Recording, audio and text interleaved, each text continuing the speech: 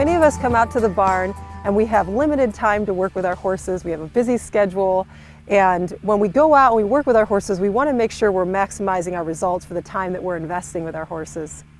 So I want to give you 4 tips that have helped me in my journey of riding and in training to help really get the best results from my time spent with my horses, both in improving my riding and in furthering my horses' training.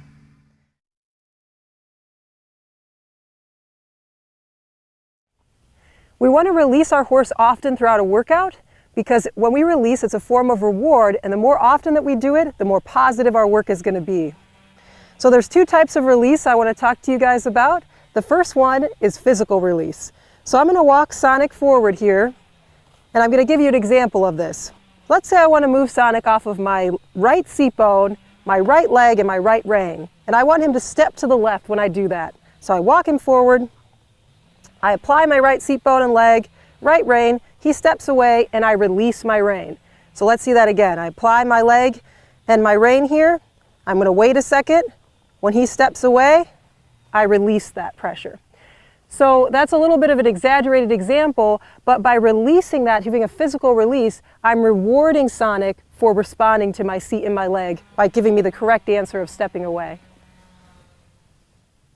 The other form of release is changing the subject. So when your horse gives you something positive, you're giving him a break by changing the topic. Here I'm trotting Sonic to the right, and you can see that his head is up, he's a little inverted, a little tense in his trot. And right here when he starts to stretch out, open his trot up, and really give me a nice, relaxed trot, I went ahead and walked him. And that's changing that subject from the trot to the walk, giving him a break. I could also change direction here to give him a break, and that would be a significant reward for him.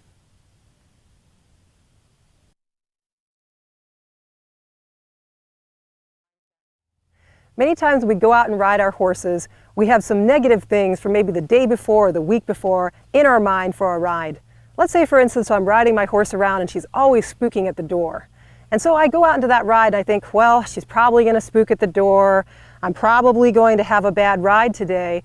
If that's in your mind, then chances are your ride is going to go south. You're not going to have such a good ride. But if you go into that ride with this mindset of, you know what, my horse might spook at the door today, and this is a great learning opportunity. I'm going to work on, getting her attention right off the bat and setting her up for success and preparing myself so if she does spook at the door, I know how to handle it and I'm more confident. And the same thing when it comes to you and improving your riding and your mindset.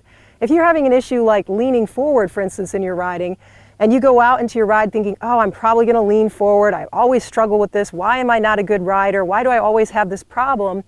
You're going to end up in a place where you're continually repeating that negative movement in your body. But if you tell yourself, you know what, I tend to lean forward, so let me experiment a little bit and see if I can sit back, see if I can open up my shoulders. And every time you do something a little bit better, tell yourself, wow, that was awesome. I'm getting better. I'm stretching up more every day. I'm becoming a better rider that's sitting up straighter and more confidently.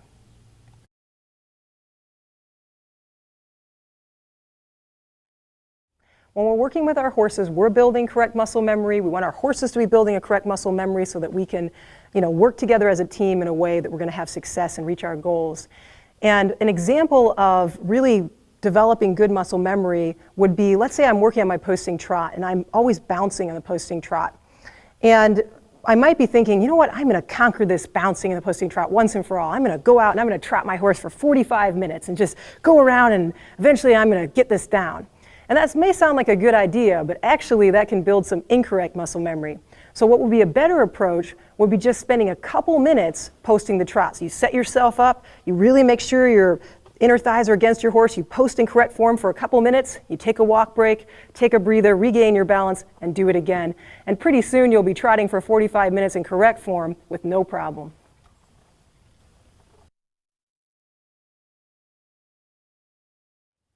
So there are studies out there that with people, if you listen to a story, we typically remember the beginning of the story and the end, and often forget what's in the middle.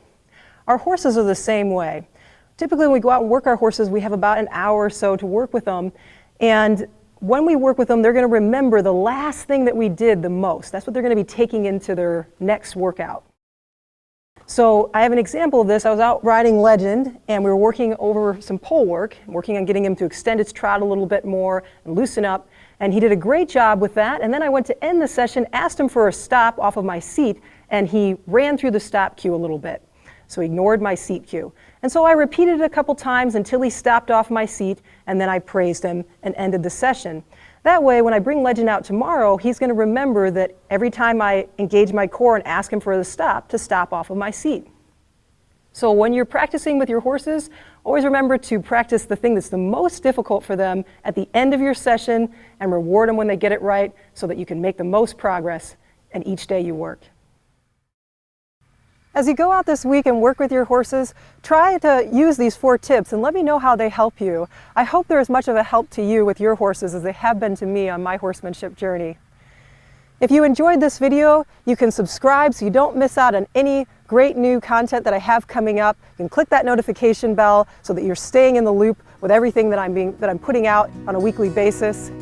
I hope you keep fueling your passion, keep enjoying your horses, and I look forward to seeing you in the next video.